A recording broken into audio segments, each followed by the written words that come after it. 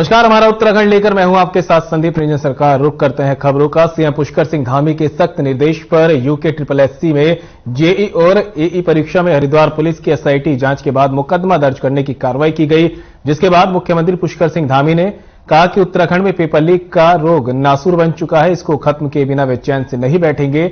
उन्होंने कहा कि किसी परीक्षा में अगर गड़बड़ी पाई जाएगी तो उसके खिलाफ कड़ी से कड़ी कार्रवाई होगी। में गड़बड़ी को लेकर, हमारे बेटे बेटियों के भविष्य को लेकर हमारी पहले दिन से ही इसमें हमारा मंशा, हमारा कार्य सभी स्पष्ट है कि कोई भी गड़बड़ी किसी भी परीक्षा में पाई जाएगी और जो पुराना एक कैंसर लगा हुआ है, ये नासूर बना हुआ है, जब तक इसकी पूरी सफाई नहीं हो जाती तब तक हमने कहा है कि हम इस पर लगातार कार्रवाई करेंगे।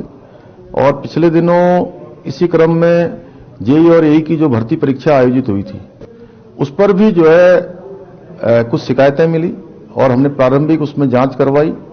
प्रारंभिक जांच में और इसमें गड़बड़ियों की पुष्टि हुई है और हमने कहा है कि इस पर जो पहले से हमारा स्टैंड है, सख्त कार्रवाई हो, इस पर भी सख्त कार्रवाई होगी और जो भी दोषी हैं वो किसी कीमत पर बख्शे नहीं जाएंगे।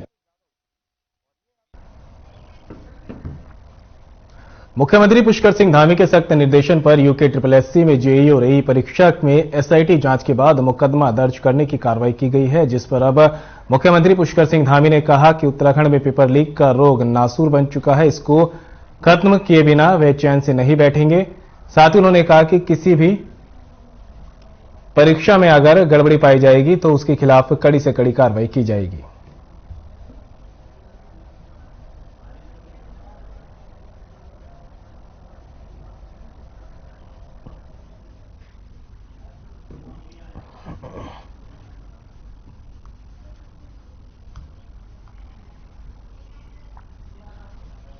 पूर्व मुख्यमंत्री हरीश रावत अल्मोड़ा दौरे पर रहे, जहां उन्होंने अल्मोड़ा नगर में आयोजित हाथ से हाथ जोड़ो कार्यक्रम में हिस्सा लिया और इस कार्यक्रम में उन्होंने कहा कि कांग्रेस इस कार्यक्रम के जरिए गांव-गांव, घर-घर जाकर सरकार की विफलताओं को गिनाएगी और इसके लिए कांग्रेस ने सरकार की चार्जशीट बनाई है, जिसमें सरकार के कार्यकाल की सभी विफलताओं को उजागर कर हर व्यक्ति तक पहुंचाया जाएगा।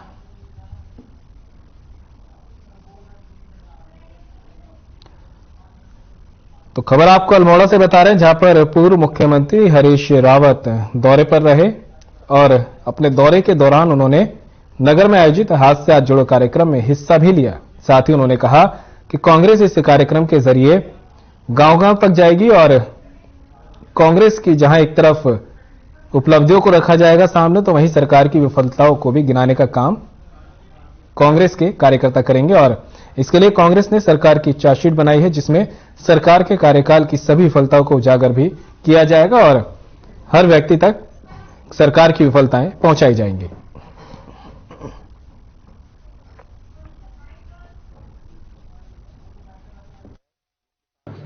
राहुल जी का जो भारत जोड़ो का संदेश है, श्री मल्लिकार्जुन खड़गे जी का जो इस देश के लोगों से आग्रह है और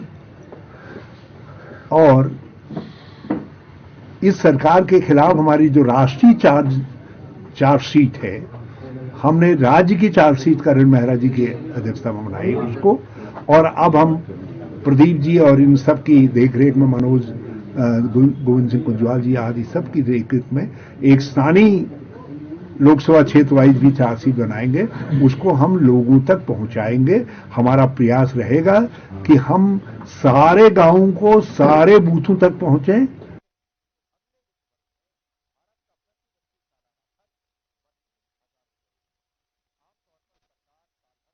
एटीएम बदलकर ठगी करने वाले 2 आरोपियों को पुलिस ने गिरफ्तार किया है। एटीएम ठगी की घटना को अंजाम देने वाले दोनों ठग दिल्ली के रहने वाले बताए जा रहे हैं। पुलिस टीम की इस सफलता पर एसपी चमोली ने 2500 रुपए का इनाम देने की भी घोषणा की है। सीओ कर्णप्रयाग ने प्रेस वार्ता कर घटना का खुलासा किया। साइबर ठगी को रोकने के लिए उत्तराखंड पुलिस के तमाम प्रयासों के बावजूद ठगी की घटनाएं आए दिन सामने आ रही हैं। ताजा मामला कर्णप्रयाग थाना कोतवाली क्षेत्र का है। सीओ कर्णप्रयाग अमित कुमार ने प्रेस वार्ता के दौरान बताया कि गौचर की रहने वाली एक महिला के एटीएम को बदलकर 61,000 रुपए की ठगी करने वाले 2 शातिर मास्टरमाइंडों को पुलिस ने चमोली जिले के सोनला से गिरफ्तार किया है। सीओ ने बताया कि पीड़ित महिला की तहरीर के आधार पर पुलिस ने टीम गठित की और दिल्ली के रहने वाले 2 एटीएम ठगों को गिरफ्तार किया है। दोनों एटीएम ठगों के पास से पुलिस ने 2 पावर बैंक, 2 ब्लूटूथ, 2 जैकेट और महिला के एटीएम से निकले गए पैसे, दूसरे बैंक खाते में 25,000 रुपए भेजे जाने की रसीद और 4,800 रुपए नगद समेत स्कूटी बरामद की है।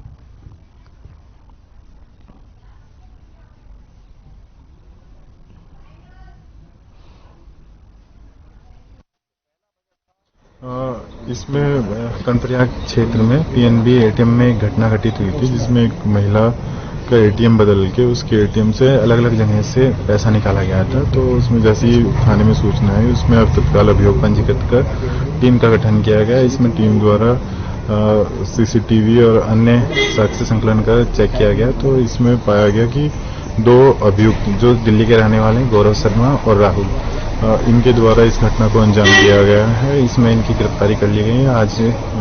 बाकी हम लोगों से अपील करना चाहेंगे, खासकर महिलाओं से, कि अगर उनको कोई चीज नहीं आती तो वो अपने जानने वालों का ही उसमें हेल्प लें, किसी अनजान व्यक्ति से उसमें हेल्प न लें। कि हमारे द्वारा भी जगह जगह साइबर फ्रॉड के संबंध में जागरूकता अभियान चलाए जा रहे हैं, लेकिन फिर भी देखने में आ रहा है कि लोग ठगी का शिकार हो जाते हैं।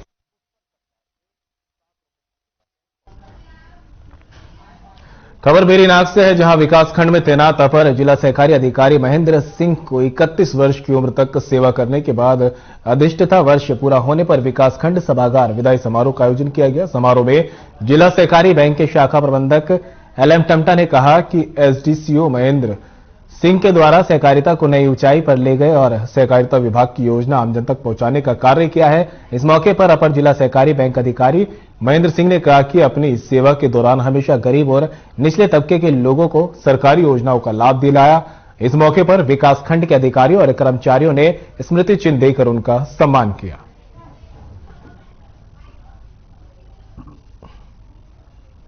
31 साल की सर्विस हुई है। मैं यही संदेश देना चाहता हूं कि हर आदमी को कर्तव्य निष्ठा से अपना कार्य करना चाहिए और हमेशा गरीबों की मदद करनी चाहिए। अमीरों के काम तो होते रहते हैं, गरीब आदमी के काम बहुत मुश्किल से होते हैं।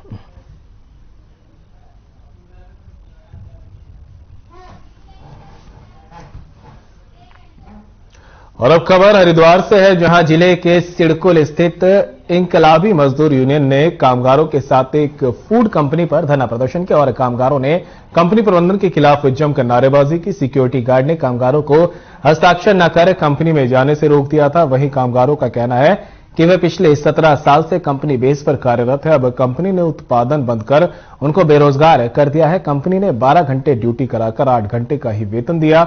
वहीं कामगारों ने बताया कि कंपनी को पहले से ही बंद करने की योजना बनाई गई थी। धीरे धीरे कर सभी कर्मचारियों को कंपनी से निकाल दिया गया है।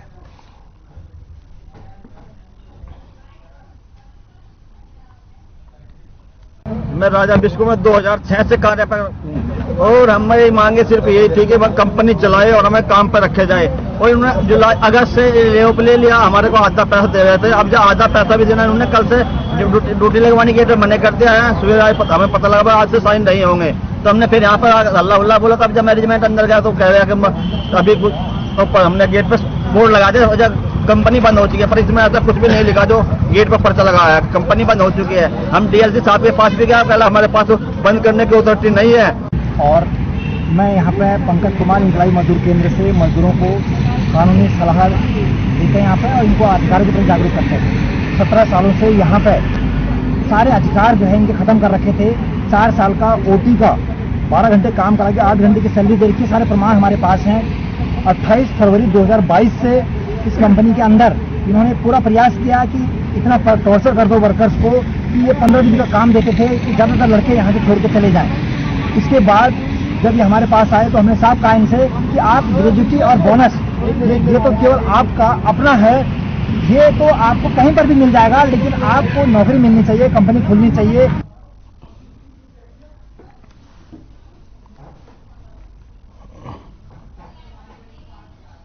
मुख्यमंत्री पुष्कर सिंह धामी ने मुख्यमंत्री आवास पर कार्यक्रम का आयोजन किया। कार्यक्रम में सीएम धामी ने गणतंत्र दिवस परेड में उत्कृष्ट प्रदर्शन करने एनसीसी कैडेट्स और आरडीसी दल को सम्मानित भी किया है। इस दौरान मुख्यमंत्री धामी ने कैडेट्स अंजलि नेगी, कैडेट प्रिया पांडे, कैडेट आरती सिंह को घुड़सवारी में कांस्य पदक मिला और कैडेट यश पांडे, कैडेट मनोज सिंह बिष्ट को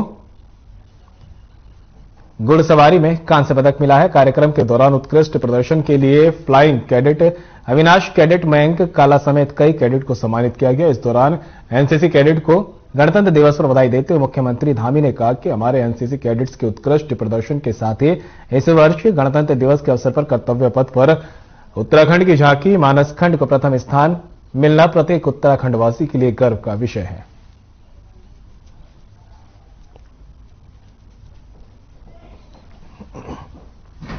तो देहरादून से आपको एक खबर बता रहे हैं जहां पर पुष्कर सिंह धामी ने एनसीसी कैडेट्स को सम्मानित किया है। साथ ही उन्होंने कहा कि कार्यक्रम के दौरान उत्कृष्ट प्रदर्शन के लिए flying cadet Avinash, cadet Mayank काला समेत कई कैडेट्स यहां पर सम्मानित हुए हैं। मुख्यमंत्री पुष्कर सिंह धामी ने कैडेट अंजलि नेगी, कैडेट प्रिया पांडे, कैडेट आरती सिंह को घुड़सवारी में कांस्य पदक मिला और कैडेट यश पांडे समेत दूसरे कैडेट्स को भी यहां पर सीएम ने सम्मानित किया। बीते रोज केंद्र सरकार ने बजट में मिलेट्स यानी मोटे अनाज को ग्लोबल हब में शामिल करने की घोषणा की है, जिसको लेकर प्रदेश सरकार उत्साहित नजर आ रही है। इसी दिशा में प्रदेश के कैबिनेट मंत्री गणेश जोशी का कहना है कि प्रदेश सरकार जल्द ही इस अभियान के तहत स्टार्टअप के माध्यम से पर्वतीय क्षेत्र के युवाओं को जोड़ेगी। जगह जगह सरकार मडुए के सेंटर स्थापित करेगी। कृषि मंत्री ने कहा कि प्रदेश में इस समय 50,000 स्वयं सहायता समूह है, जिसमें 6 लाख महिलाएं काम करती हैं। अब सरकार मडुए पर इन महिलाओं को प्रति किलो के हिसाब से 1.5 रुपए इंसेंटिव देगी। साथ ही सरकार अब किसान के घर जाकर मडुए की खरीद करेगी। माननीय वित्त जी का आभार व्यक्त करता हूं कि उन्होंने किसानों की चिंता करते हुए इस क्षेत्र में जहां मडुए को श्री अन्न के नाम से साबित करने की बात कही, निश्चित ही इसका लाभ मिलेगा। दूसरा, स्टार्टअप के माध्यम से हम किसानों को जोड़ेंगे। दूसरा, हमारे पर्वतीय क्षेत्र में पैक्स के माध्यम से मडुआ के हम सेंटर खोलेंगे और हमारे स्वयं सहायता समूह की जो बहनें हैं,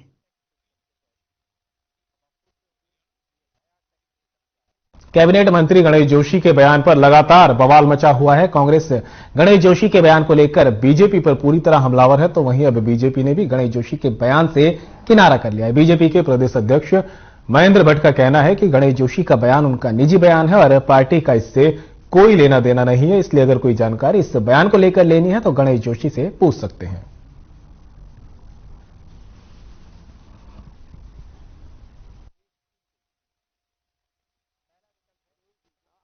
व्यक्तिगत बयान है, पार्टी का इसमें कोई विषय नहीं है और कुछ जानकारी लेंगे और गणेश जी से पूछ सकते हैं। लेकिन वो तो कह रहे हैं कि आप डिबेट करवा दीजिए और ये देखिए, हमने कहा पार्टी उनके बयान पर खड़ी नहीं है।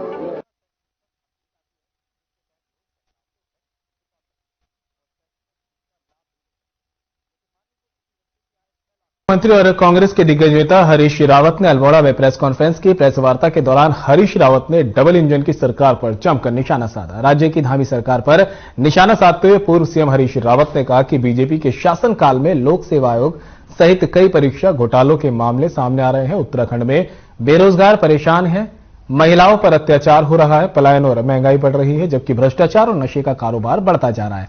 हरीश रावत ने अडानी के नाम पर केंद्र की मोदी सरकार को भी घेरा है, तो वहीं हरीश रावत ने मोदी सरकार पर पूंजीपतियों को फायदा पहुंचाने का आरोप लगाया। बजट पर बोलते हुए हरीश रावत ने कहा कि इस बजट से अनाज खाद्य महंगा हो जाएगा, जबकि सिंचाई, स्वास्थ्य, मनरेगा के बजट में कमी की गई है और मध्यम वर्ग को भी झुंझुना पकड़ाया गया है।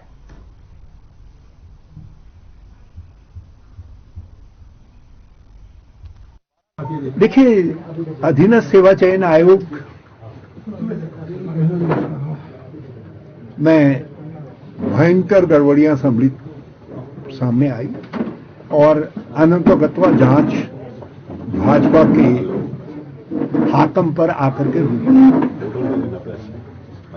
जबकि लोगों को संदेह है कि हाकम के भी कुछ हाकम थे क्योंकि ये बात इस बात से सिद्ध होती है कि हमारे समय में हाकम सिंह के ऊपर एफआईआर दर्ज करने के आदेश हुए थे और वो एफआईआर दर्ज करने के आदेश वापस लिए।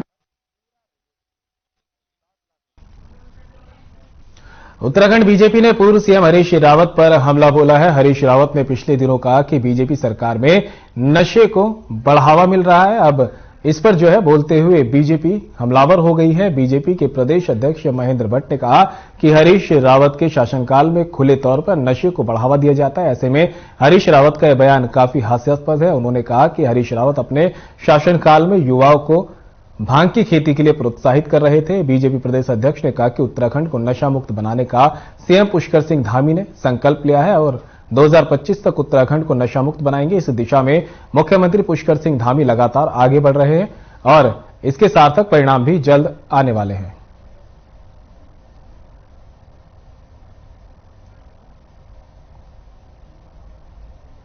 हमने कंट्रोल किया है, लेकिन अभी उत्तराखंड की जनता डेनिस को भूली नहीं है और जिस प्रकार का शराब का व्यवसाय उस कालखंड में था, पूरा राज्य के अंदर डेनिस के लिए आंदोलन खड़े हुए, युवा सड़कों पर उतरे।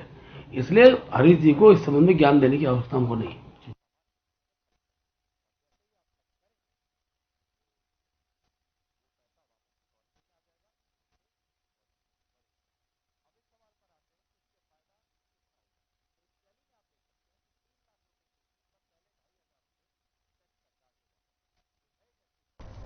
कैबिनेट मंत्री सतपाल महाराज पौड़ी पहुंचे, जहां बिलखेत क्षेत्र में शुरू हुई साहसिक खेल गतिविधियों का लुत्फ उन्होंने उठाया। सतपाल महाराज ने साहसिक खेलों को हरी झंडी दिखाकर साहसिक गतिविधि का शुभारंभ किया। साथ ही कहा कि हिमाचल प्रदेश की तर्ज पर साहसिक खेलों से पहाड़ी जिलों की दशा बदली जा रही है। एडवेंचर स्पोर्ट्स का लुत्फ उठाने के लिए अब पर्यटक लैंसडाउन से वापस लौटने के बजाय बिलखेत भी पहुंचेंगे, जिससे पर्यटन को बढ़ावा मिलेगा।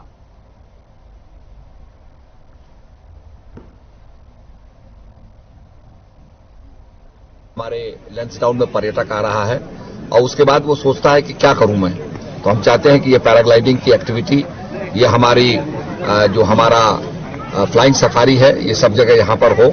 और भी हमारी बहुत सुंदर घाटियां हैं और इस प्रकार के स्थान हैं जहां पैराग्लाइडिंग कर सकते हैं। यहां पर एयर बैलूनिंग भी हो रही है और अपने आप में अगर आप टर्की में कापाडोसिया में जाएं तो हजारों बलून्स वहां उड़ते हैं। इस प्रकार के बलून्स यहां होंगे जिसपे हम लोगों को ब्रेकफास्ट भी करा सकते हैं।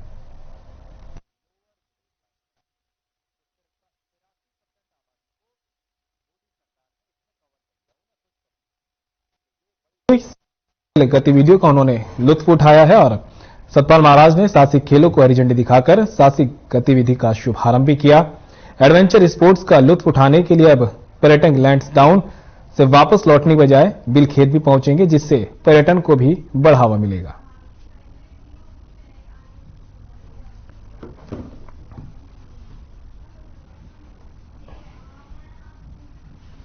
हरीश रावत अल्मोड़ा पहुंचे, जहां उन्होंने अल्मोड़ा नगर में आयोजित हाथ से हाथ जोड़ो कार्यक्रम में नगर के बाजार में सैकड़ों कांग्रेसी जनों के साथ भागीदारी की।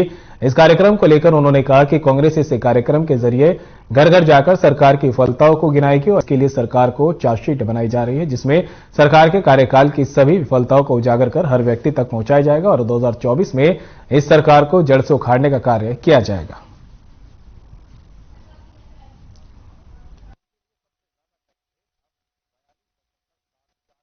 इसका स्पष्ट उद्देश्य है कि हम राहुल जी का जो भारत जोड़ो का संदेश है, श्री मल्लिकार्जुन खड़गे जी का जो इस देश के लोगों से आग्रह है और इस सरकार के खिलाफ हमारी जो राष्ट्रीय चार्जशीट है, हमने राज्य की चार्जशीट करण मेहरा जी की अध्यक्षता में बनाई उसको, और अब हम प्रदीप जी और इन सब की देखरेख में, मनोज गोविंद सिंह कुंजवाल जी आदि सब की देखरेख में एक स्थानीय लोकसभा क्षेत्र वाइज भी चार्जशीट बनाएंगे, उसको हम लोगों तक पहुंचाएंगे। हमारा प्रयास रहेगा कि हम सारे गांवों को सारे बूथों तक पहुंचे।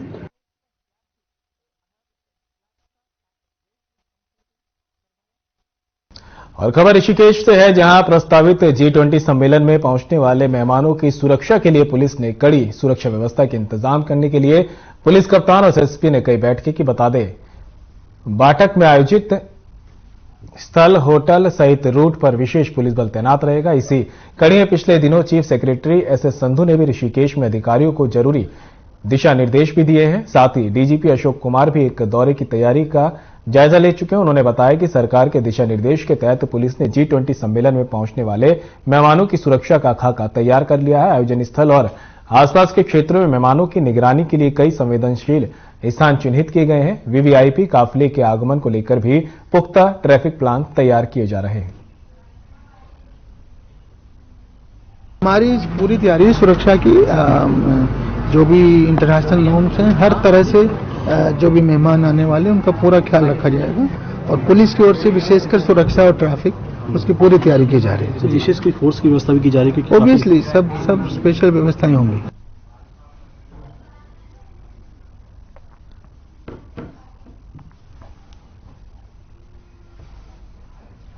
अखिल भारतीय विद्यार्थी परिषद की ओर से एमबीपीजी कॉलेज में प्रस्तावित जिला सम्मेलन में एबीवीपी और छात्र संघ के बीच विवाद खड़ा हो गया। एबीवीपी कार्यकर्ताओं का कहना है कि उन्हें कॉलेज प्रशासन ने सम्मेलन के लिए अनुमति दी है, जबकि छात्र संघ पदाधिकारी सम्मेलन का विरोध कर रहे हैं। अब इसी विवाद के चलते शुक्रवार को छात्र संघ अध्यक्ष रश्मि लमगड़िया एमबीपीजी कॉलेज स्थित लाल बहादुर शास्त्री बहुउद्देशीय भवन की छत पर चढ़ गई और कॉलेज प्रशासन पर दबाव में आकर एबीवीपी के सम्मेलन की अनुमति प्रदान करने की बात कही। इस मौके पर खासा बवाल हो गया और अफरा तफरी का माहौल हो गया।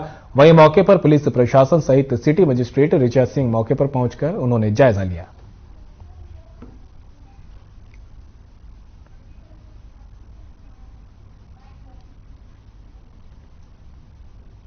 पिछले 4-5 दिनों से छात्र संघ के सभी पदाधिकारी इस कार्यक्रम का विरोध कर रहे थे, क्योंकि कहीं ना कहीं कॉलेज के अंदर किसी पार्टी विशेष का कोई कार्यक्रम की अनुमति आज तक नहीं दी गई है। और कहीं ना कार्यक्रम होना है, ये कार्यक्रम एबीवीपी का जिला सम्मेलन का कार्यक्रम था, जिसको भ्रमित किया जा रहा था कॉलेज प्रशासन द्वारा। कॉलेज प्रशासन द्वारा कहा जा रहा था कि हमने उसको कोई अनुमति नहीं दी गई। फिर 30 तारीख को एक लेटर इशू करा जाता है कॉलेज प्रशासन द्वारा। वो उस लेटर में साफ साफ लिखा जाता है कि अगर छात्र संघ के कोई भी पदाधिकारी इस कार्यक्रम का विरोध करेंगे तो कॉलेज इस कार्यक्रम की अनुमति नहीं देगा। और आज सडनली जब ये कार्यक्रम कल जब ये इतना तूल पड़ चुका है, तो आज सडनली कॉलेज प्रशासन किसी के दबाव में, सरकार के दबाव में आके ये कार्यक्रम कराने की अनुमति देता है। सबसे पहले हम सभी को समझना होगा, विद्यार्थी परिषद कोई राजनीतिक संगठन नहीं है, स्टूडेंट ऑर्गेनाइजेशन है और यहाँ पर राजनीतिक कार्यक्रम हो रहे हैं। और आपको सभी को पता होगा कि हमारा प्रतिभा सम्मान समारोह है। जिस तरीके से वो छत में चढ़े, अगर हमारा कार्यक्रम नहीं होगा हमारे पास परमिशन होने के बाद, तो दूसरी छत में हम भी चढ़ेंगे, हम भी आत्मदाह का प्रयास करेंगे, जबकि हमारे पास तो ऑलरेडी परमिशन पड़ी है, प्राचार्य की परमिशन हमारे पास पड़ी है। तो ये देखो, ये जो भी इनको सलाह दे रहा है ये बहुत गलत सलाह दे रहा है। मैं कहना चाहूंगा कि स्टूडेंट ऑर्गेनाइजेशन है, इसमें सभी को सहयोग होना चाहिए। और मैं सबसे बड़ी चीज यहाँ पर यह है कि ऐसा कौन सा नियम है कि छात्र संघ पदाधिकारी तय करेंगे कि कॉलेज देना है कि नहीं देना है। लगातार चल रहा था, जिसमें छात्र संघ एक कार्यक्रम को लेकर लगातार विरोध कर रहा था। पूरी की पूरी छात्र संघ इस पर विरोध पर थी, जिस पर महाविद्यालय ने एक लिखित में एक दे दिया गया था, सूचना दे दी महाविद्यालय ने। जिन्होंने कार्यक्रम की अनुमति मांगी थी उन्हें एक लिखित में सूचना दे दी गई थी कि भैया आपका ये कार्यक्रम महाविद्यालय के भीतर नहीं हो सकता है, क्योंकि आप इसमें प्रतीत होता है कि संगठन का कोई कार्यक्रम कर रहे हैं, पहली बात। और दूसरी बात, यदि आप संगठन का कार्यक्रम नहीं भी कर रहे हैं, आप अगर कोई भी कार्यक्रम कर रहे हैं तो उस पर यदि छात्र संघ आपत्ति करता है तो ये कार्यक्रम तब भी संभव नहीं है। ये कॉलेज के द्वारा लिखित में दिया गया था, उसमें कॉलेज ने साफ साफ लिखा था कि सारे पदाधिकारियों की सहमति हस्ताक्षर के बिना ये कार्यक्रम नहीं होगा।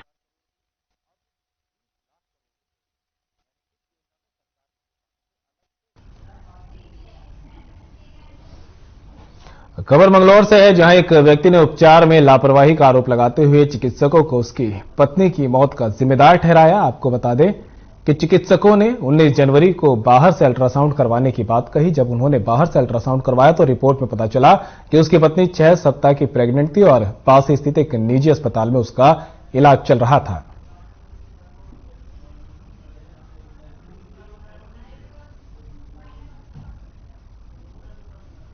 मेरी मिसेज का ट्रीटमेंट लगभग कई माह से सक्षम हॉस्पिटल बिजली तिराई के जो पास है दिल्ली हाईवे पे, वहाँ चल रहा था। डॉक्टर सोनम सिंह MBBS है, स्त्री रोग विशेषज्ञ है हमें, उनके यहाँ पर।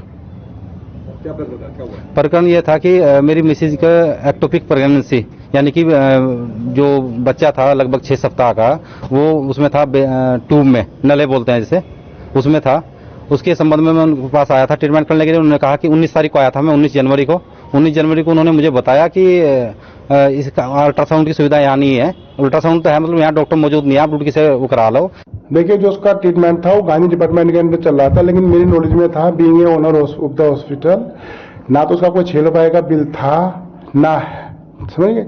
उसने अब तक 80 या 85 हजार रुपए हॉस्पिटल के जमा किए थे। बिल उसका मेडिकल का सब कुछ मिला के ऐसा 3, 3.5, 4 के आसपास था। कुछ भी देख नहीं गया।